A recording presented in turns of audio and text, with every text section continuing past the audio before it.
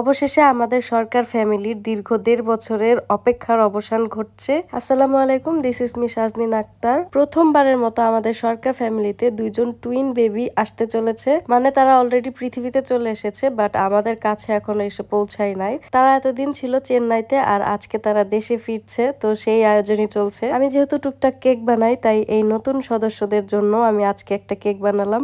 আর এদিকে মৃদু, আকিবা আরো বাচ্চারা যারা ছিল ঘর গোছাচ্ছিল, ওয়েলকাম হোমের থিমটা অর্গানাইজ করতেছিল। তারপর যখন শুনলাম যে তারা আশেপাশে চলে এসেছে, দেন আমি আমার কেকটা নিয়ে এ বাসায় এসে ওয়েট করতেছিলাম বেবিদের জন্য। এই হচ্ছে ফুল রুমের ডেকোরেশনসটা।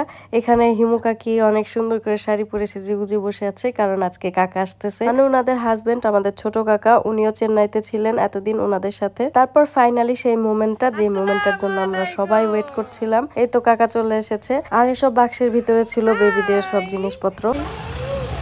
আসসালামু আলাইকুম।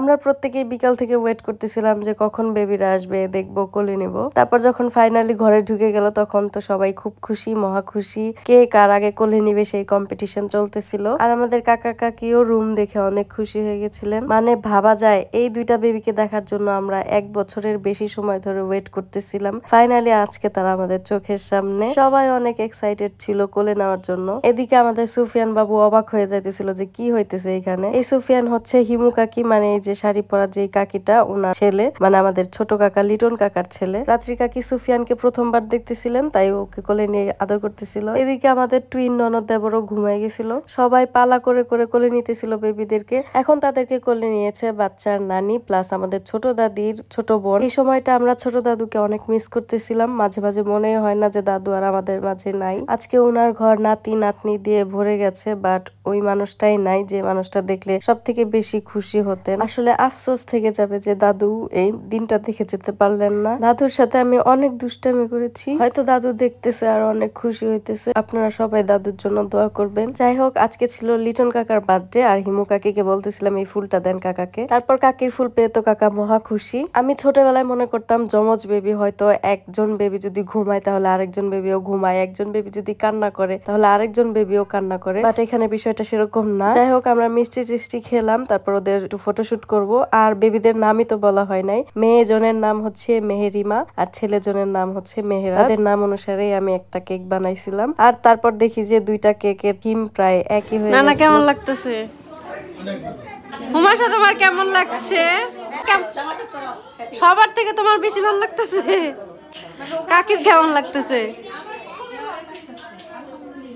আলহামদুলিল্লাহ। আপনার এতদিন পর দেশে ফিরে কেমন লাগছে? কেমন লাগছে?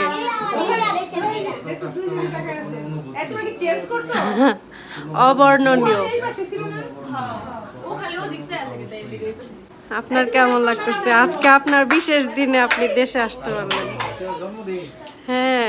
তারপর দেখলাম আমাদের সায়ান বাবু আর হুমাশা তাদের ছোট ছোট ভাই বোনদের জন্য গিফট আনছে। মেহেরিমার জন্য ছিল একটা পিঙ্ক কালারের জুতা, আর মেহেরাজের জন্য ছিল একজোড়া হোয়াইট কালার জুতা, আর দুজনের জন্যই ছিল দুইটা ওয়েট টিস্যু। একটা বিষয় খেয়াল করেছেন, মেয়েরা কিন্তু সবসময় চুপচাপ এবং ক্যামেরা লাভার হয়ে থাকে। দেখেন আমাদের মেহেরাজ কত কান্নাকাটি করতেছে, বাট মেহেরিমা কিন্তু একদম ওর দিকে ক্যামেরা ধরছে, তার মানে ওকে চুপ থাকতে হবে, ক্যামেরায় পোজ দিতে হবে, এটা সে ভালো করেই জানে। বাট কতক্ষণই বা পোজ দিয়ে বসে থাকবে, তার জন্য ও কান্নাকাটি শুরু করলো। তাই তাড়াহুড়া করে কেক কাটাও শুরু হয়ে গেল। ওনারা প্রত্যেকে আসলে অনেক টায়ার্ড ছিলেন, সেই চেন্নাই থেকে বাংলাদেশে এসেছেন, বাট কিছু করার নাই। আমরা প্রত্যেকে এত মাস ধরে ওদের জন্য ওয়েট করতেছিলাম, অবশেষে যখন পাইছি তখন তো একটু বিরক্ত করবই। তারপর আমাদের আয়াত বাবু বলতেছিল আমি আমার ভাই বোনদের একটু কোলে নিব, আর এই দেখেন আমাদের মেহেরিমার ফেসটা কিউট। মাশাআল্লাহ, সবাই অবশ্যই মাশাআল্লাহ বলবেন আর বাবুদের জন্য অনেক অনেক দোয়া করবেন। তারপর দেখলাম যে কেক যেহেতু দুইটা সেমই, একটা কেক লিটন কাকা কাটুক যেহেতু ওনার বার্থডে। তারপর আমরা সবাই লিটন কাকার বার্থডেটাও সেলিব্রেট করে ফেললাম। আর আমার কেকটা খেয়ে সবাই অনেক প্রশংসা করেছিল।